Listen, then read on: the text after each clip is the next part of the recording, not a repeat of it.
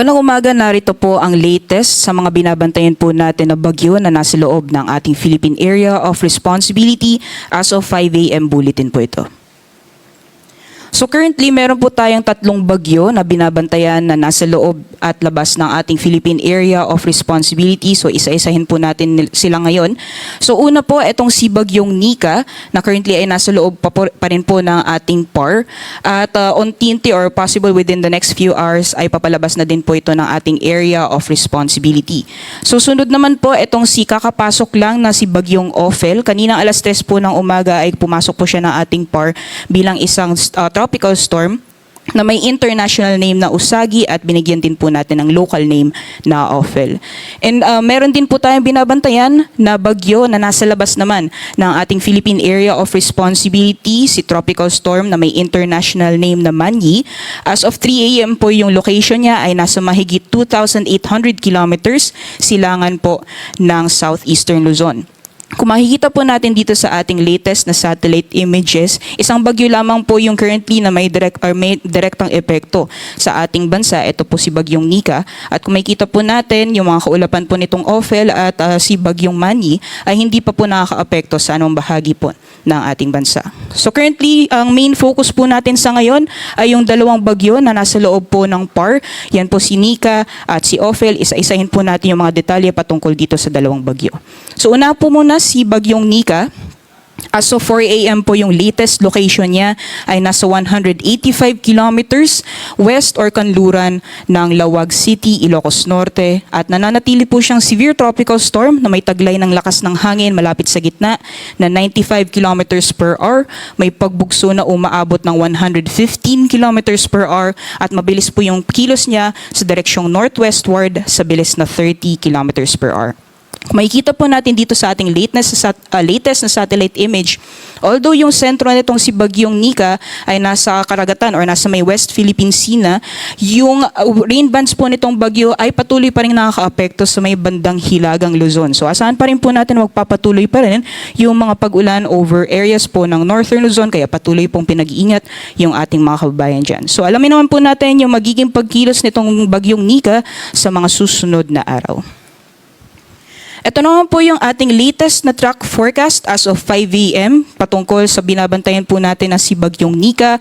Meron po tayo yung central track ng bagyo or magiging pagkilos nitong si Bagyong Nika sa mga susunod na araw. At meron din po tayo yung intensity forecast or yung kategorya or lakas ng bagyo na posible pong makaranasan itong lakas ng bagyo sa mga susunod na araw. So nakita po natin sa ating latest na track forecast na mananatili po siyang severe tropical storm category habang nasa loob ng PAR at maaari po siyang lumabas ng PAR mamaya or sa susunod na 12 oras. So for now po, nakikita natin na unti-unti po niyang babaybayin yung area ng West Philippine Sea bilang isang tropical storm hanggang tuluyan po siyang humina bilang isang low pressure area dito po sa may southern portion ng mainland China. At kung makikita din po natin sa ating latest na forecast track, kung napapansin po natin yung area na shaded ng yellow, yan po yung radius ng bagyo or dyan po nakapaloob yung malalakas na hangin na dala po nitong si Bagyong Nika. Kaya naman kahit nasa karagatan na po yung sentro nitong si Bagyong Nika, ay nakapaloob pa rin yung ilang areas ng Northern Luzon sa radius ng bagyo, kaya maaasahan pa rin po yung malalakas na bugso ng hangin na dala po nitong Bagyong Nika. So dahil po dyan, patuloy pa rin pong nakataas yung signal number 1 sa may bahagi po or sa mga lalawigan ng Ilocos Norte, sa northern portion ng Ilocos Sur, northern portion ng Apayao, northern at western portions ng Abra, sa western portion ng Babuyan Islands at northwestern portion ng mainland Cagayan. So possible pa rin po yung malalakas na bugso ng hangin dadala po nitong si Bagyong Nika. Although nakikita po natin dahil mabilis po yung pagkilos nitong Bagyong Nika hanggang tuluyan pong lumabas siya ng PAR mamaya or sa susunod na 12 oras, possible na i-lift na po yung mga signals po yan within the day. Ito naman po yung severe winds or possible po na malalakas na bugso ng hangin na outside ng mga areas kung saan nakataas po yung tropical cyclone wind signal. So even though na lumalayo na po itong si Bagyong Nika, posible pa rin po yung malalakas na hangin na dala naman po nitong bagyo. So possible po ngayong araw magiging mahangin po yung panahon, may mga pabugso-bugsong mga hangin sa areas po ng Ilocos Sur, sa La Union, Pangasinan, Batanes, dyan po sa Cagayan kasama ang Babuyan Islands, gayon din sa Isabela. Ito naman po yung mga pag-ulan na posible pa rin pong dulot ng epekto ni Bagyong Nika. Kung nakita po natin sa ating latest na satellite image kanina, yung mga rain bands nitong bagyo ay patuloy pa rin nakaka-apekto sa may bahagi ng Hilagang Luzon. So for today po, asahan pa rin natin ang possible na moderate to heavy na mga pag-ulan. Yan ay 50 to 100 millimeters total rainfall for the next 24 hours sa areas ng Ilocos Norte, sa Cagayan kasama ang Babuyan Group of Islands, pati na rin sa Batanes. So patuloy pong pinag-iingat yung ating mga kabayan dahil ilang araw na din po tayo nakakaranas ng tuloy-tuloy na mga pag-ulan. So possible po na magpapatuloy pa rin yung mga areas na binabaha or possible pa rin po yung mga pagbaha, gayon din yung pagguho ng lupa. Pagdating naman po sa kalagayan ng ating karagatan, kung napansin po natin yung sentro nitong si Bagyong Nika ay nasa may west ng Ilocos provinces. So possible pa rin po yung maalon hanggang sa napakaalong karagatan sa may dagat baybayin ng Ilocos Norte at Ilocos Sur. So delikado pa rin pong pumalaot, lalong-lalo na po yung ating mga kababayan na may mga maliit na sakyang pandagat. So dapo naman po tayo dito sa isa pang bagyo na minomonitor po natin na nasa loob ng ating Philippine Area of Responsibility, nakakapasok lang na si Bagyong Ophel. So tropical storm po siya na may local name na Ophel, international name niya po ay Usagi, ito po ay galing sa bansang Japan na ibig sabihin ay rabbit or kuneho. As of 4 a.m. po, ang location niya ay nasa 1,170 kilometers, silangan ng southeastern Luzon at nagtataglay po ito ng lakas ng hangin ng 75 kilometers per hour malapit sa gitna, pagbugso na umaabot ng 90 kilometers per hour at kumikilos po west-northwestward sa bilis na 25 kilometers per hour. Gaya po ng nabanggit natin kanina, wala pa po itong direktang epekto sa anumang bahagi ng ating bansa. Yung mga kapal na kaulapan na dala po nitong si Ophel ay hindi pa po nakaka-apekto sa ating kapuluan. Pero dahil inaasahan po natin na patuloy pong lalapit itong si Bagyong Ophel sa ating kalupaan, unti-unti pa rin po natin mararanasan yung epekto nitong bagyo sa mga susunod na araw. Mainam po na paghandaan po natin yan, especially po sa areas ng Luzon, na kung saan posible pong maranasan yung mga pag-ulan at malalakas na hangin na dala po nitong si Bagyong Ophel.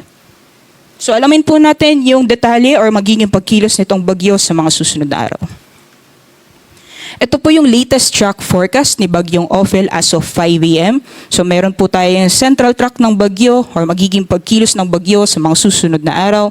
Yung intensity forecast niya or lakas ng bagyo, category ng bagyo habang patuloy po niyang binabaybay yung silangang karagatan ng ating bansa dito sa loob ng ating PAR area at yung area na shaded ng yellow ay radius ng bagyo. So based po sa ating latest na track forecast, nakikita po natin na habang patuloy niyang binabaybay yung silangang karagatan po ng ating bansa, unti-unti po siyang lalakas, maaaring maging severe tropical storm at typhoon category.